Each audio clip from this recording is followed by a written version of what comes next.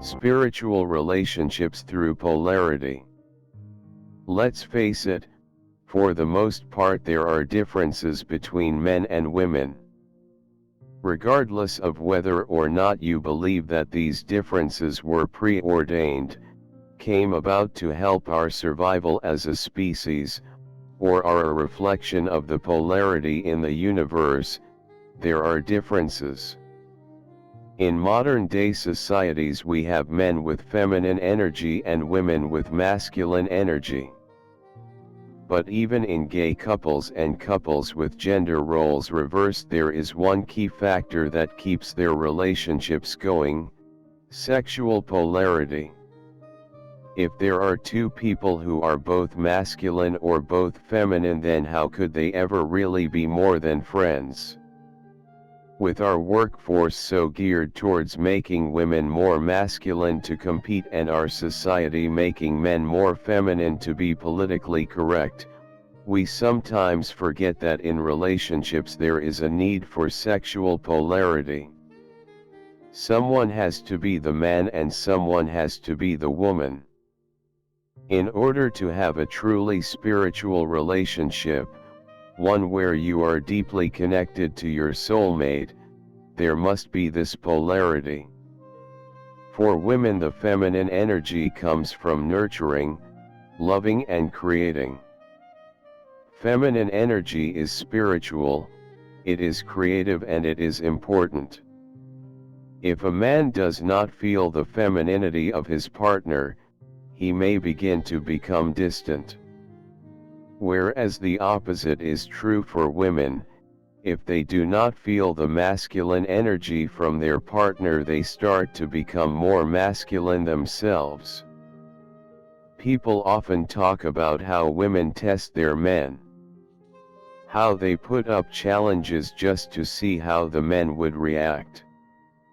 This is often perceived as a bad thing. It's said as though it is something negative that only women do. In fact, men who experience this should be grateful that it's happening to them. Women are meant to challenge men. Often if a woman is having an argument with a man about his failure to do something, they may be far more angry than that failure should warrant. It is not about the actual thing they forgot to do, or neglected to do, or made a mistake with. It is about their ability as a man to get things done and get things right. If the man in the relationship cannot do it, then the woman will feel she has to do so. Women who cheat on their partners often cheat with men who make them feel feminine. Men who take charge. Men who are in control of their lives. As part of being feminine, women must learn to challenge the men in their lives to be more masculine, to encourage them to grow and to reach their purpose. And it is important for a woman to have a creative force in her life.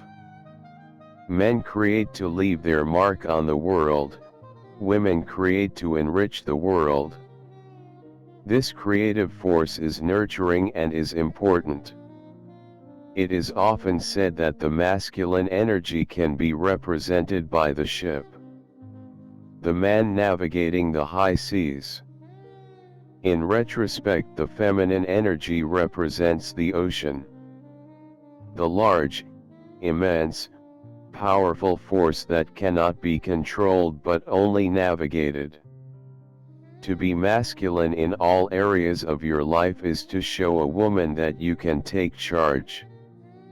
In order to be masculine, a man must think about what his purpose in life is. Every man feels that they must make an impact on the world.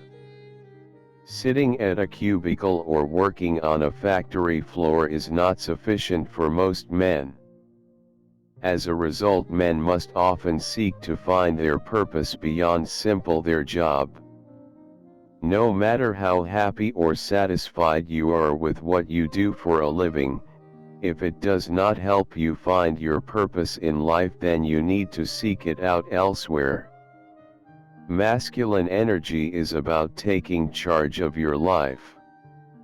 Examples of behavior that degrade masculine energy are supplicating, complaining about things in the world that are not right or fair, being satisfied with what you have. Take charge of your life by find your deepest purpose, the thing you are on the earth to do.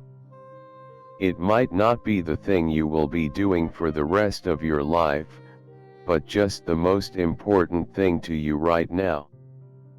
Finding your purpose is a noble purpose. By finding your place in the world and actually working to shape the world in your own little way will give you that masculine energy. To sum up these very important points, feminine energy is about challenging the world and challenging yourself, being creative and being nurturing. If you read into what I've written above, you'll see how all of those things actually interact to form part of the whole. How being creative is nurturing. How creating things challenges the men in your life. And how by challenging the men in your life and yourself you are actually nurturing. Masculine energy is about purpose, direction and confidence. Find what you are meant to do and do it with courage. Be bold. Boldness is full of masculine energy. In a relationship that has a deep spiritual grounding, this polarity is important. The masculine energy is strong and stable, and it gives women the opportunity to be creative and nurturing.